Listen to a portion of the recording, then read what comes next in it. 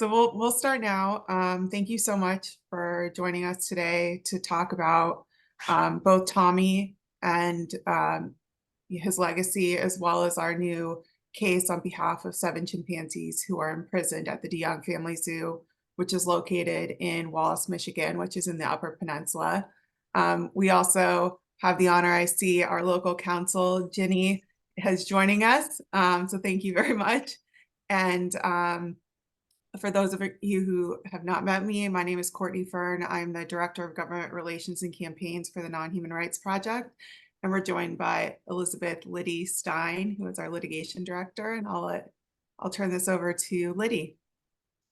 Thank you so much, Courtney. And of course, thank you, Jenny.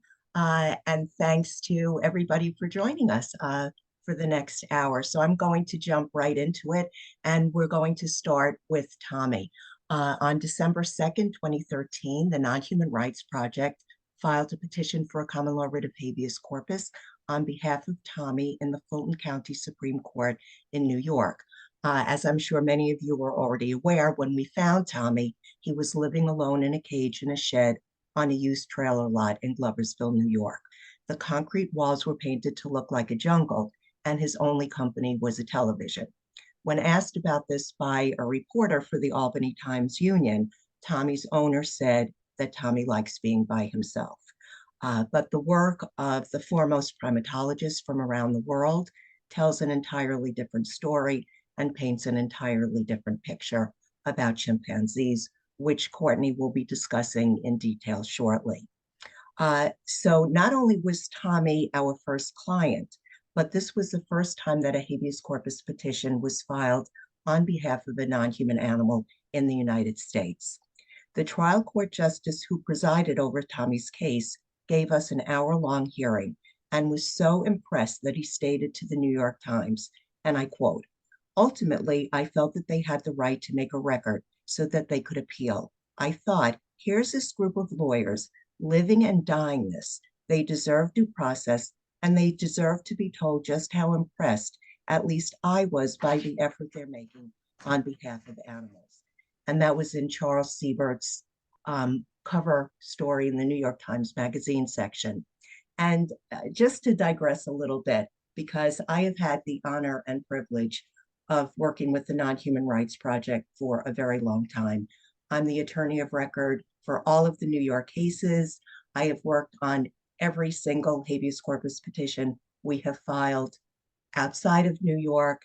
And, you know, when Steve began working on this 40 years ago, when he had this concept of how are we actually going to protect animals since the welfare laws are too inadequate to protect them, and how are we ultimately going to get rights granted to maybe at least some non-human animals.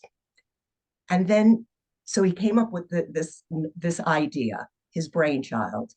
Then I was working with Steve and other wonderful, brilliant lawyers, and we were combing through every single state in the United States to find the state that would have the best law for our first petition. That took months and months and months.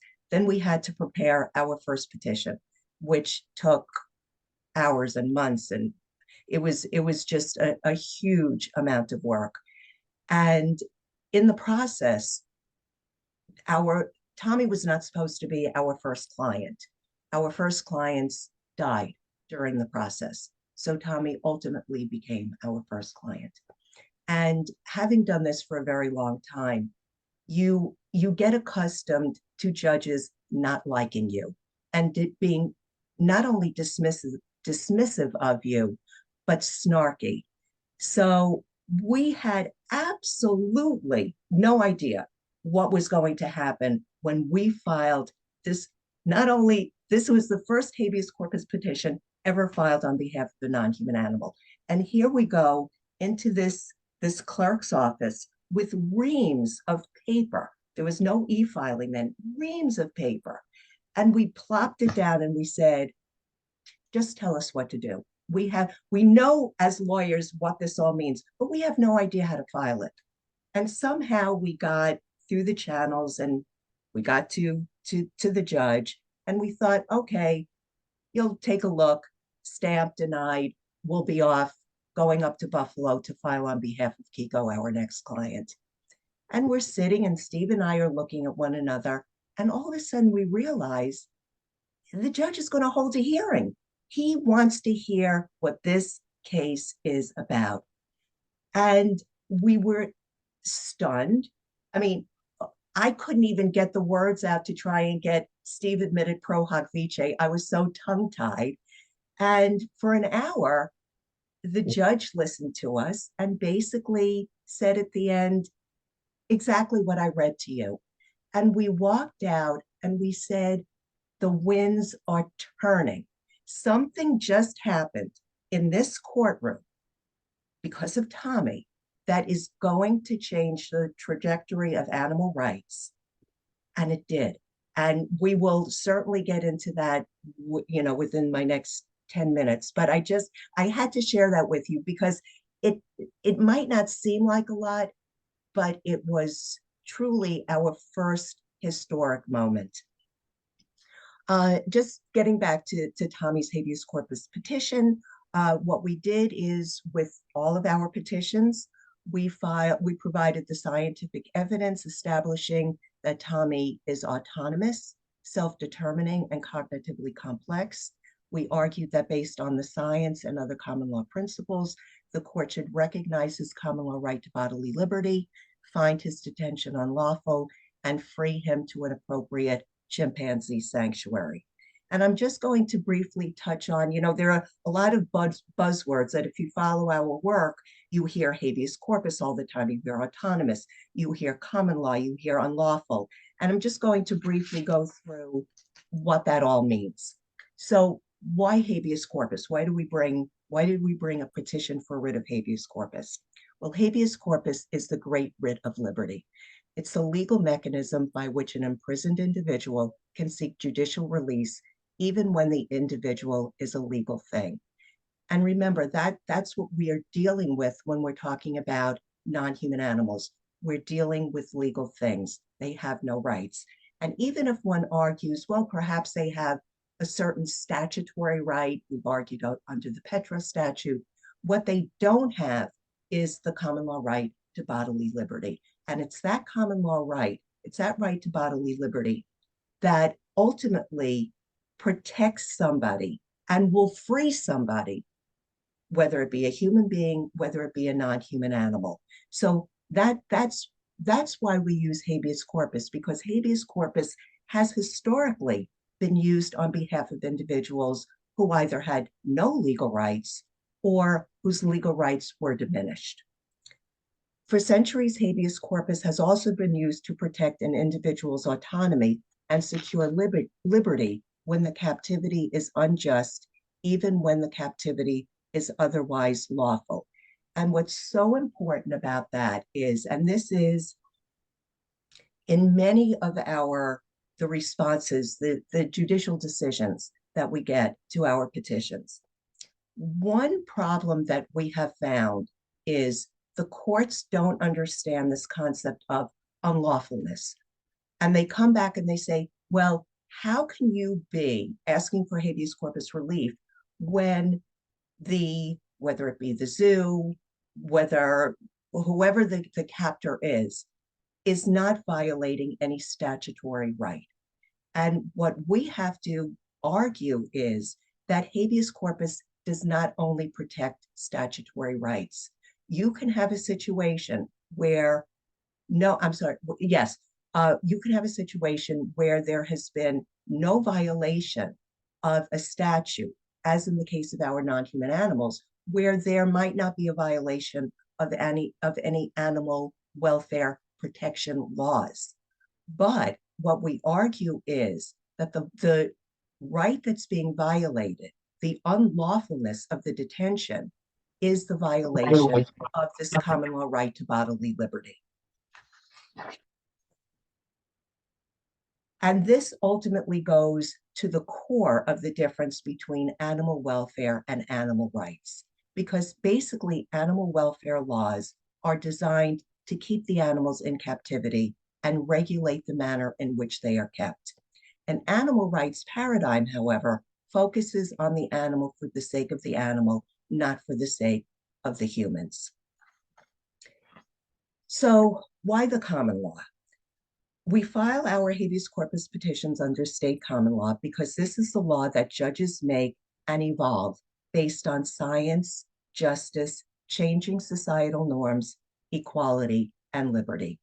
And what I always say is that our cases rise and fall on the science, and that when we're talking about our clients' autonomy, when we're talking about the fact that they suffer in their captivity, it's not us talking, it's our experts talking. Because for every petition we file, we also file affidavits from whether it be the primatologists or the elephant cognition experts, their affidavits attesting to this, the extraordinary autonomy of our non-human clients.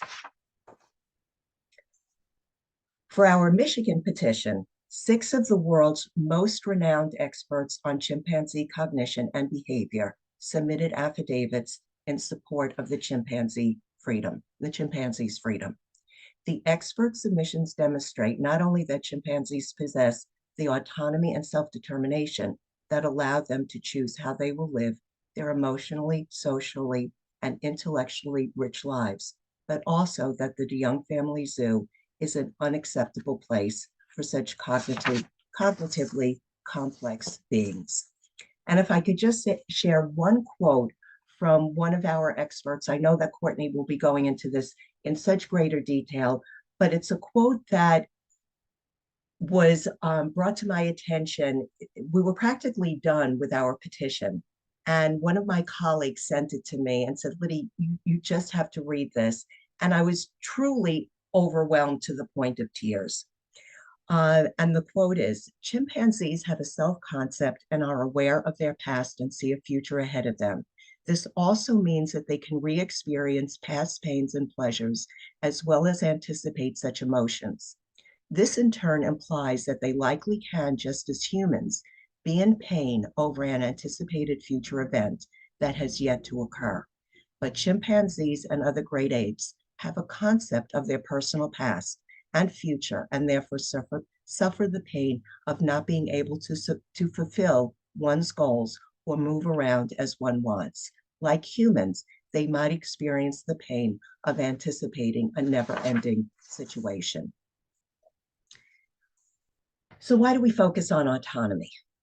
Autonomy is the right to be free from unwanted interference, and it's at the heart to bodily liberty, which is held sacred to courts. We argue that science proves that our clients are autonomous and suffer when their autonomy is violated. We argue that courts should apply the common law standards and principles I mentioned before to our clients and evolve the common law to recognize their right to bodily liberty protected by habeas corpus. So, in conclusion, what has happened since the filing of Tommy's petition, which I see as his legacy? So in 2015, a New York trial court became the first court in the United States to apply habeas corpus law to a non-human animal when it issued a habeas corpus order to show cause for 2 chimpanzees, Hercules and Leo, and ordered a habeas corpus hearing in which the New York Attorney General's office was forced to come to court and defend the state's confinement of Hercules and Leo. In a lengthy opinion lauding our arguments, the court said, efforts to extend legal rights to chimpanzees may someday succeed. And I remember sitting in court with Steve at the hearing and looking at one another. He used a word that I will not say on the Zoom, but we looked at one another and we said, we're here. We made it.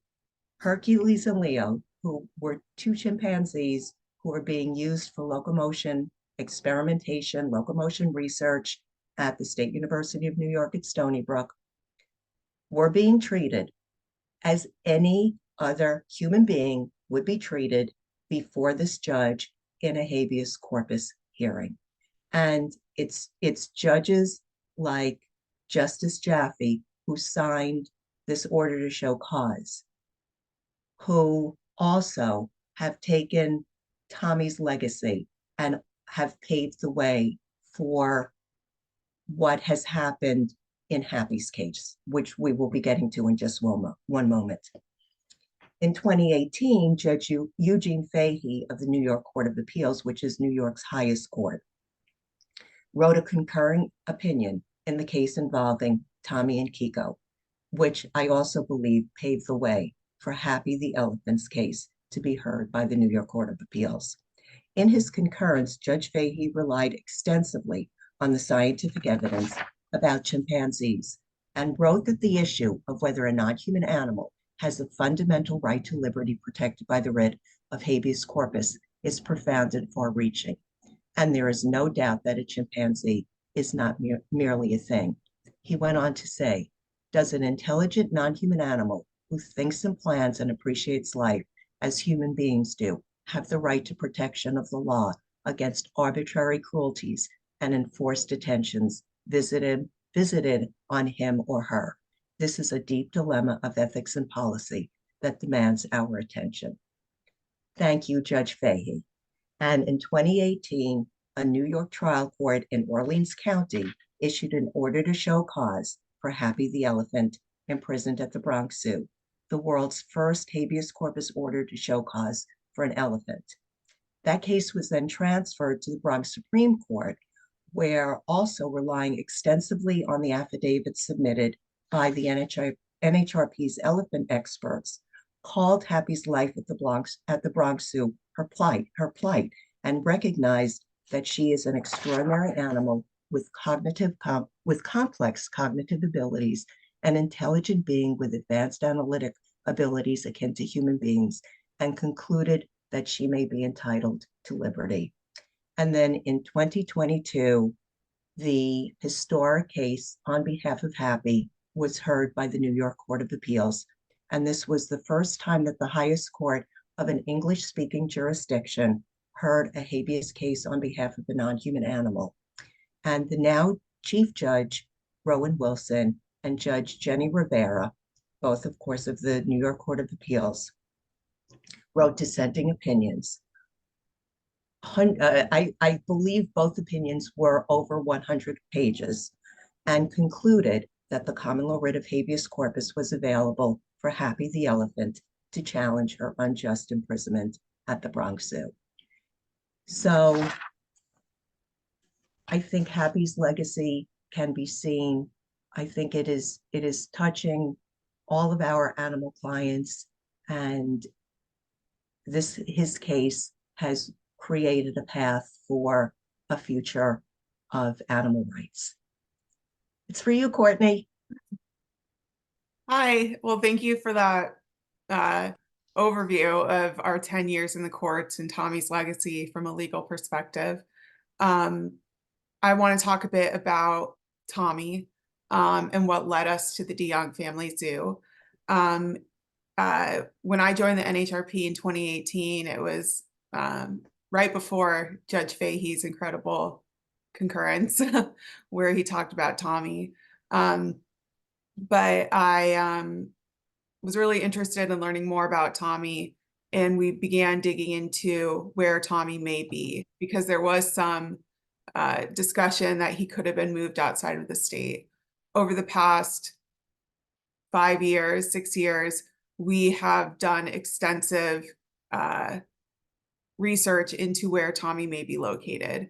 We discovered through public records requests, through private investigations, that Tommy had been transferred to the DeYoung Family Zoo by Patrick Lavery in September of 2015.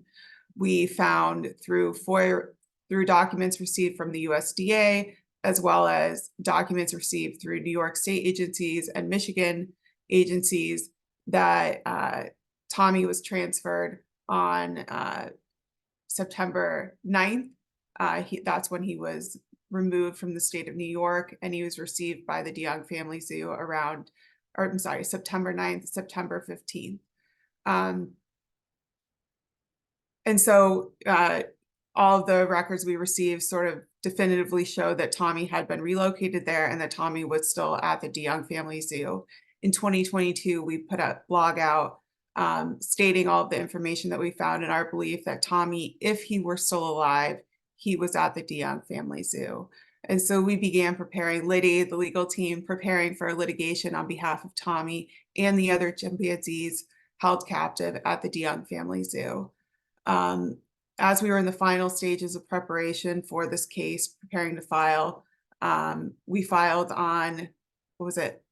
Now I'm forgetting, December 6th or December 7th recently. But on November 30th, we received a final batch of records from the USDA in which it confirmed that Tommy had unfortunately passed away at the DeYoung Family Zoo in early February 2022. We were heartbroken that we didn't have an opportunity to once again seek freedom for Tommy, but we are still moving forward to help the 7 chimpanzees who are still imprisoned at the DeYoung Family Zoo. And I'm going to briefly go over who those 7 chimpanzees are. In our petition, they are referred to as prisoners A, B, C, D, E, F, and G. Prisoner A is also known as Louie. He's an approximately 13-year-old male chimpanzee who's been imprisoned at the DeYoung Family Zoo since he was 6 weeks old. For the first 2 years of his life, Louie was exploited for profit and used as a prop in photo opportunities. Videos and photos show Louie often on a fixed leash, being made to interact with children and other zoo patrons in various ways. From 2010 until at least 2018, Louie was housed without the companionship of other chimpanzees. In 2017, a longtime zoo patron filed a complaint with the USDA stating that Louie was being held in a solitary cage on a cement pad.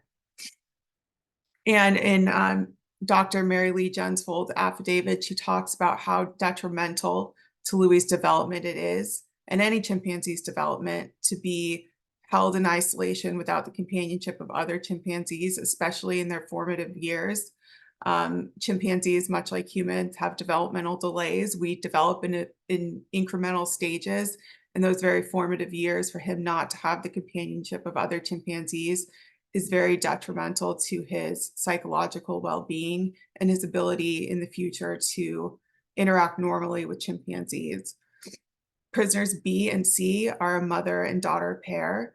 Prisoner B is an adult female who's been imprisoned at the DeYoung Family Zoo since at least 2017. She was previously held captive at the Missouri Primate Foundation near Festus, Missouri, which is a now defunct chimpanzee breeding facility used as a primary source of chimpanzees sold within the exotic animal trade and entertainment industry.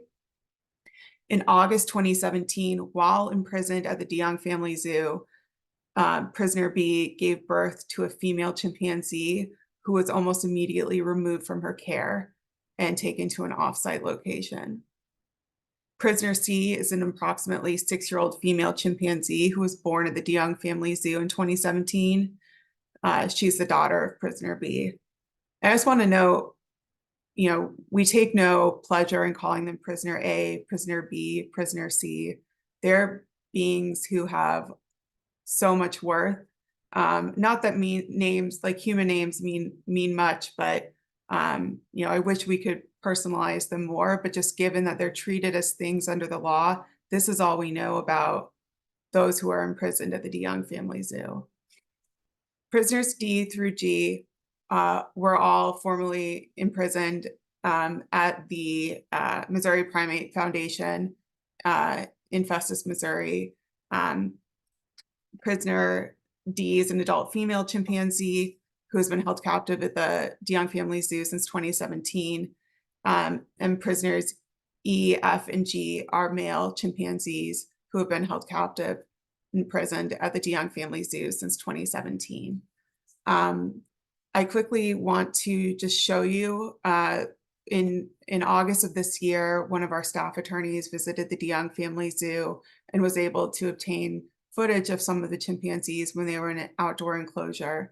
And I just want to share that so you can see the circumstances in which they are imprisoned. So just hold on for one moment.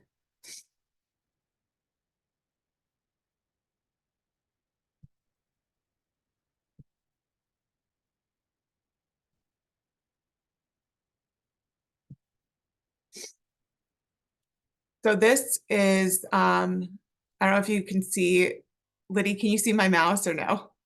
Okay.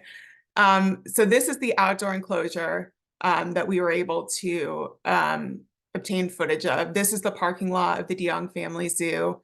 And this green shed is the indoor enclosure in which the chimpanzees are being held. And when our staff attorney was there, he spoke with either a zoo employee or a volunteer who noted that in the winter, other species are housed in the same green shed where the chimpanzees are housed. We'll go to the next slide. This is the outdoor enclosure. You can see there are 3 chimpanzees. Sorry, okay, now I'm moving this. One here, here, and here. And you can see how barren this appears. There are some hoses, there are some climbing structures. As our experts state in their affidavits, it's very important that chimpanzees who are held captive have a very dynamic housing options. They need to be able to climb, they need to have a lot of different enrichment opportunities. And from what we can see here, they're just, you can see what's here. Whoops. Sorry. This is another view. Right here is a walkway or a tunnel of sorts connecting the 2 buildings.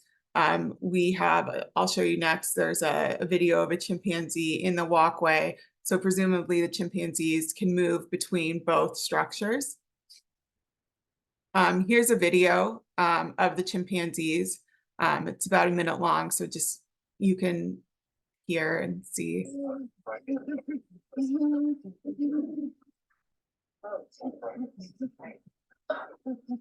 They have to say. Yeah, and it's still a problem. It's still.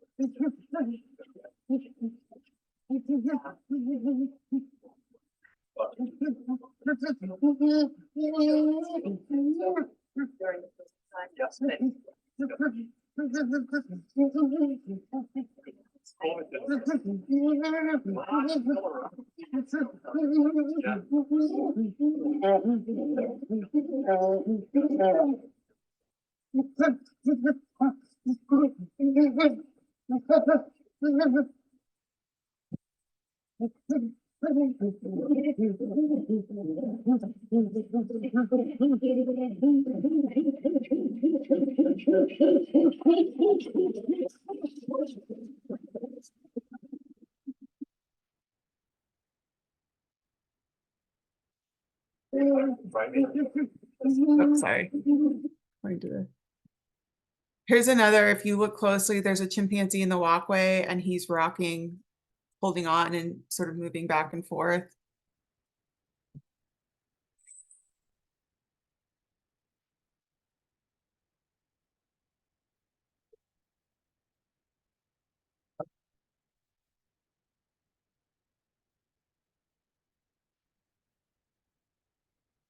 I won't make everyone watch all of that. So yeah.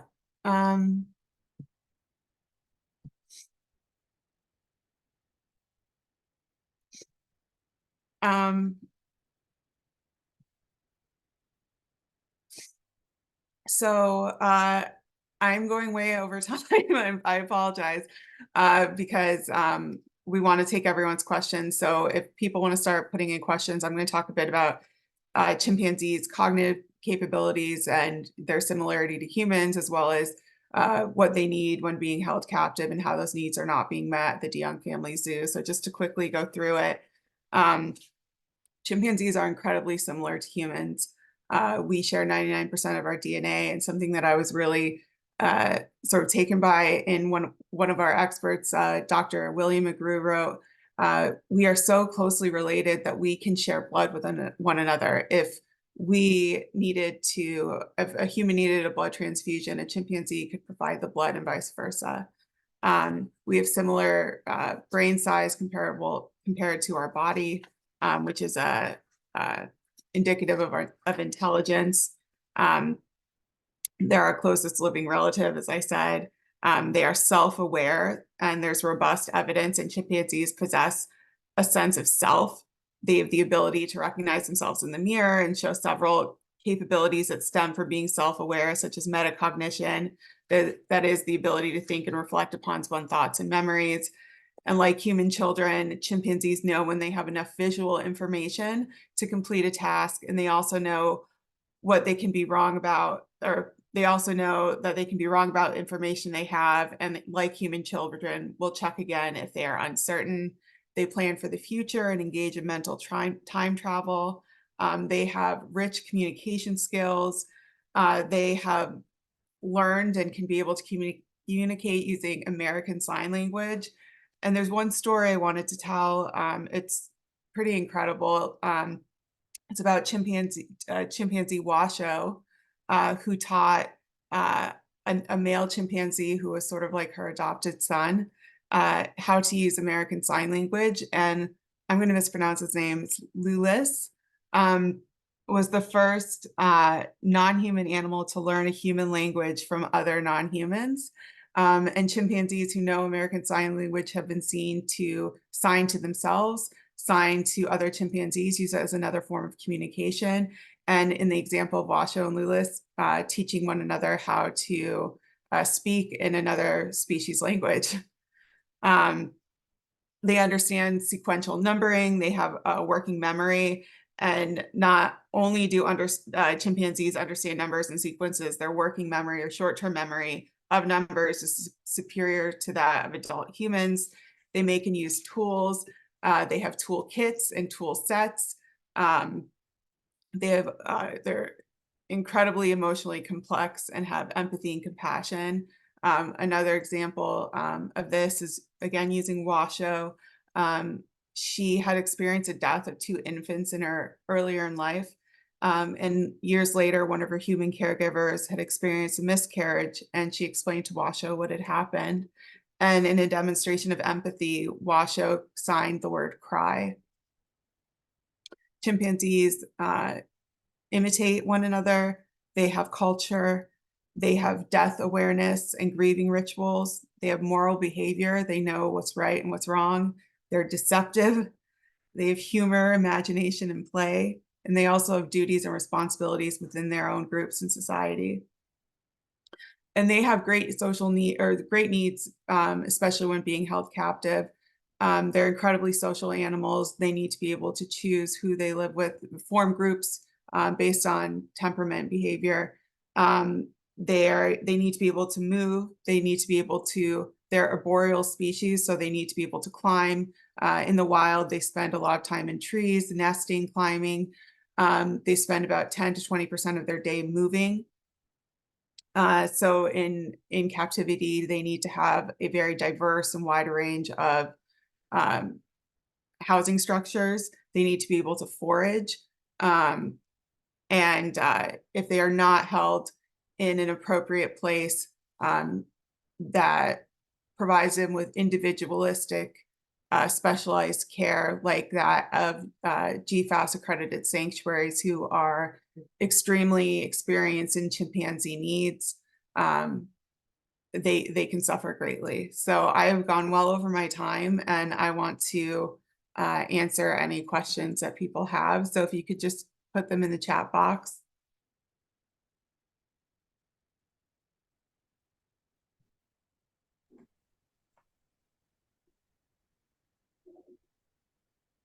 So I see one of the questions is how can they acquire all of, I'm presuming they being the DeYoung Family Zoo, acquire all of these chimpanzees. The DeYoung Family Zoo is a licensed Class C exhibitor by the USDA. And so they have the licensing to be able to house chimpanzees. And that's how they're able to acquire them. Chimpanzees are treated as things, even though they are listed as species under the Endangered Species Act. They are things, they are property. They can be sold and traded to those who have the proper licensing. And so that's how the DeYoung Family Zoo has been able to acquire more chimpanzees.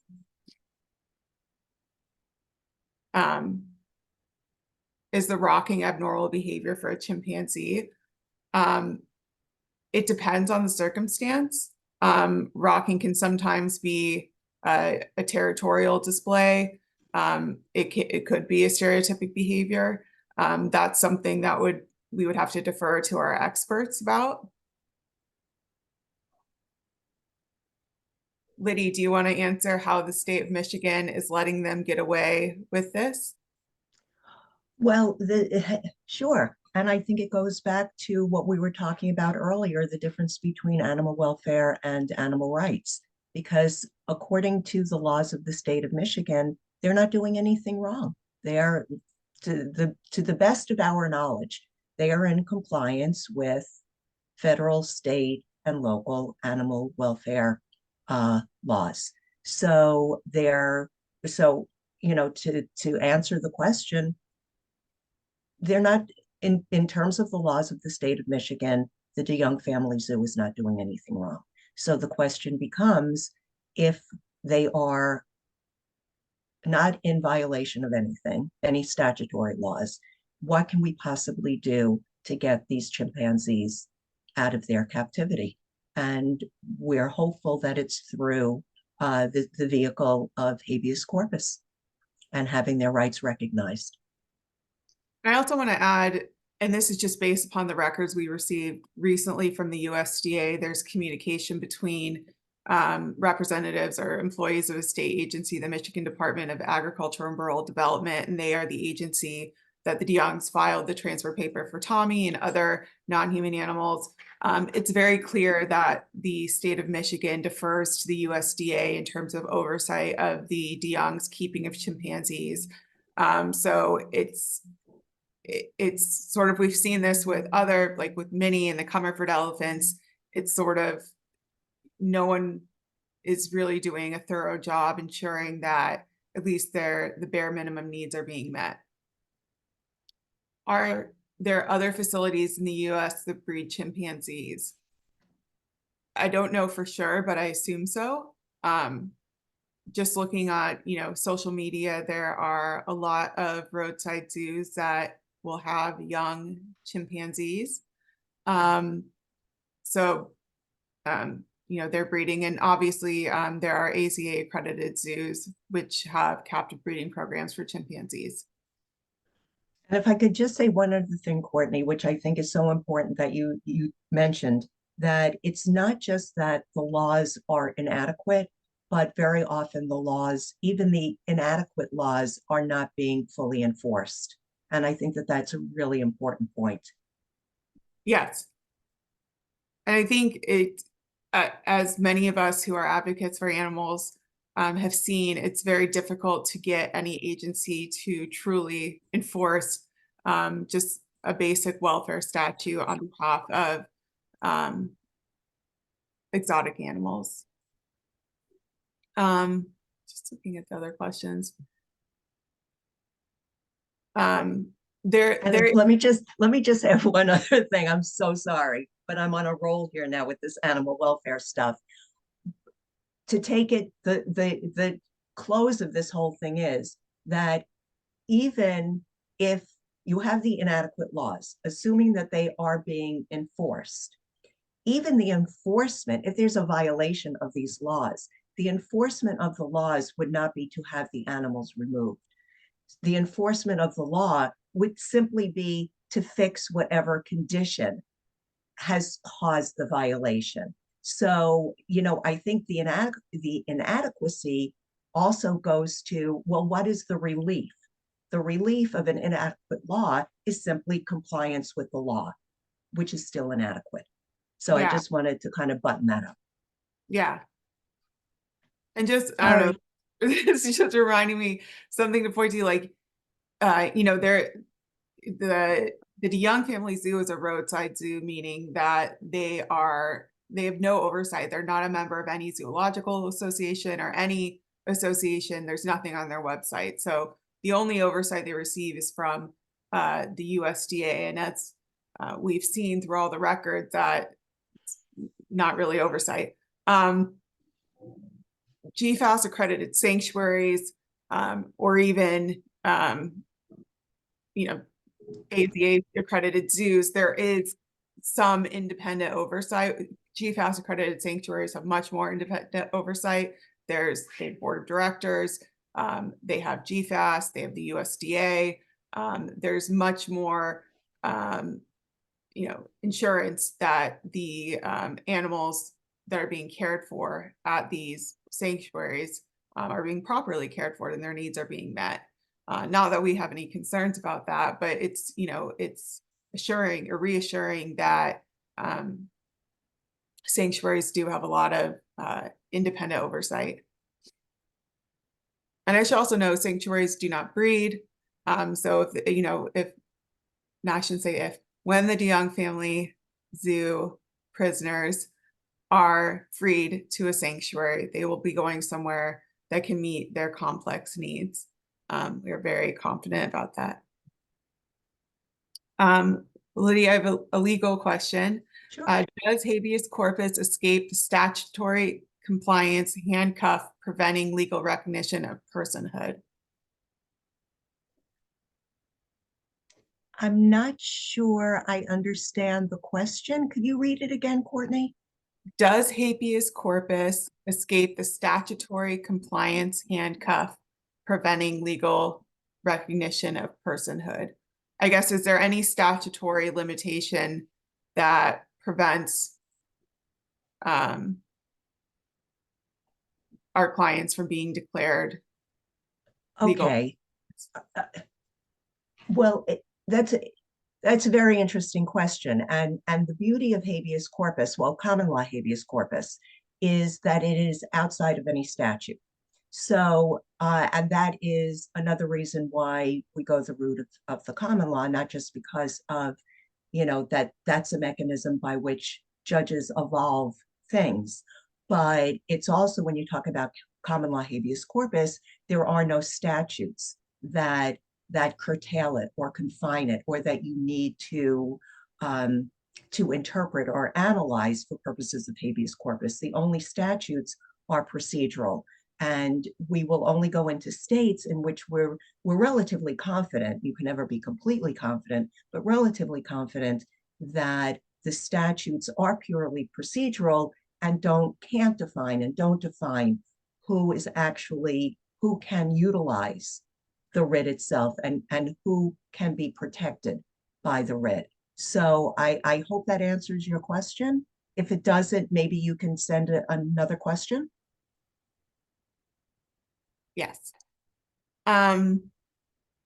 So someone has asked, why are the chimpanzee prisoners of the DeYoung Family Zoo specifically being chosen for this case? So we initially became aware of the DeYoung Family Zoo when we discovered that Tommy had been transferred there, and we discovered after the fact, but we discovered that he'd been transferred there in 2015. And once we had all this supporting evidence that he was in fact there, if he was still alive, we began working on a case, habeas case, which we recently filed. And we were not going to file just on behalf of Tommy. All of the chimpanzees imprisoned at the DeYoung Family Zoo deserve to be free to a sanctuary. We have done extensive research on the conditions at the zoo. One of our staff members visited the zoo and was able to obtain the videos and footage of the chimpanzees. And we also were able to learn more about how the chimpanzees are housed and grouped and cared for through the records we obtained from the USDA. In addition, we worked with our scientific experts who were able to assess all the records we have and determine that the DeYoung Family Zoo chimpanzees should be sent to a sanctuary. Their needs could not be met where they are currently held captive. And so that's why we've chosen the DeYoung Family Zoo for this case.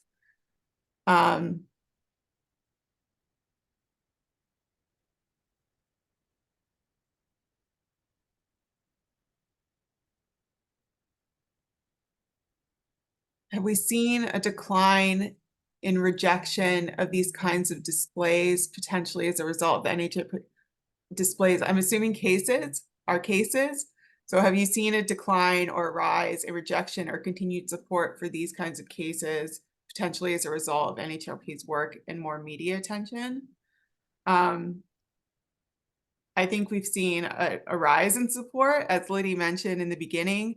We now have 3 judges on New York's highest court who have spoken very favorably of non-human animal rights being recognized. Just in terms of my work, the public seems to be recognizing more and more that non-human animals, especially those that the species we represent, those who are self-aware and autonomous and incredibly emotionally and cognitively complex, should not be held captive in environments that don't allow them to engage in their innate and natural behaviors. You know, the needs of chimpanzees and elephants obviously are very different, but they need specialized care if being held captive, in order to make sure that they can live as freely as possible, exercise their autonomy, and have their psychological and physical needs met. You know, the public is understanding of that. Lydia, I don't know. Yeah, yes, that I clearly agree a gazillion percent, Courtney. And I think what's very interesting is that judges, and Courtney is referencing our 3 judges from the New York Court of Appeals, Judge Fahey, Judge Rivera, and Chief Judge Wilson. Common law judges, should not be wearing blinders. And these 3 judges were not wearing blinders, and they were responding not only to the science, but they respond to the public as well.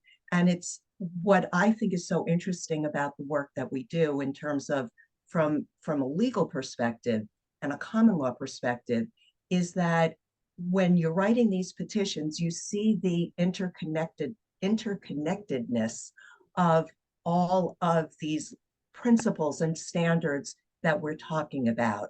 And you know, it's hard to say which is the most important. We talk about justice, liberty, equality, the change in public morals and perceptions, and of course, science. And I think one bears upon the other. So I think as the science is changing, and you know what all of the judges, our 3 judges, all said, you know, what we're doing today, the fact that these habeas corpus cases are being heard, the orders to show cause are being issued, the cases being heard by New York's highest court, it's a testament to the change in the science, because it would not have happened 100 years ago. It probably wouldn't have happened 30 years ago, because the science is constantly evolving. And what is fascinating is that it's nascent. There is still so much more that we are going to learn. So if we know what we know now, and we know all about elephant autonomy, chimpanzee autonomy, cetacean autonomy, is how much more we're going to know in the future. So I just have to, we went to, there was an incredible fireside chat at NYU that Chief Judge Wilson had talking about Happy's case. And one of the things that he said that I will never forget is that he wants to live long enough to see these animals get their rights, because he knows it's going to happen. Might not be today, it might not be tomorrow, but it's going to happen. Yes. And we have gotten one right recognized this year in Ojai, California. They passed the first legislation in the country to recognize, or to establish, an enforceable legal right for a non-human animal, and defined bodily liberty. And it's an enforceable right so if any elephant is ever brought into Ojai, their right to liberty will be recognized and protected under the law. And we are hopeful that other legislatures will do the same. So There is a huge shift in public perception. And I see I misstated the question. It was if there's been a decline in ticket sales. I honestly don't know. It's hard to say with zoos. I don't know if you're talking specifically about, if zoos that are holding like chimpanzees and, elephants captive, if they're seeing a decline because people are not going in protest. I can say that zoos who have closed their elephant exhibits have not seen a decline in their ticket sales. So it's sort of, this isn't answering the question, but just so Sue's argument that people want to see the elephants and they won't come if they're not there. And that hasn't proven true, at least in the zoos that have gotten, close their elephant exhibits and either send them to other zoos or sanctuaries. So, but people definitely, take a stand with their pocketbooks. I know SeaWorld saw a decline, especially after Blackfish. Obviously, the circus industry took a major hit when people began taking a stand against, animals being used in circus acts. So our hope is that people become more aware and, compassionate about, how elephants, chimpanzees, and, frankly, all non-human animals are treated. And, yeah. See, are there any other questions that I may have missed? And I just want to say it's really exciting being back, working on chimpanzees. This is my first time with the NhRP since we've taken on a chimpanzee case, and just learning so much about who they are and what their needs are. I highly encourage, I know it's a really long read, but our complaint where we go over all the cognitive abilities of chimpanzees, it's truly incredible to see just how similar they are to us, and actually better in some ways. They're more cognitively advanced, and there's so much that we don't know, and that we're treating our closest living relatives the way that we do, that we've relegated them to the category of things that don't have rights, when they are beings who do have rights, who do have needs, and who should be respected. And that's what we're fighting for. As we've seen, welfare laws are not enough to protect them from human-caused harm. Rights are the only way to ensure that chimpanzees do not suffer at the hands of humans. And as autonomous beings, they are deserving of having the right to bodily liberty protected by habeas corpus recognized. And that's what we're fighting for.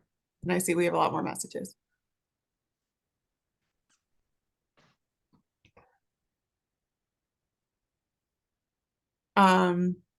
Maybe we don't.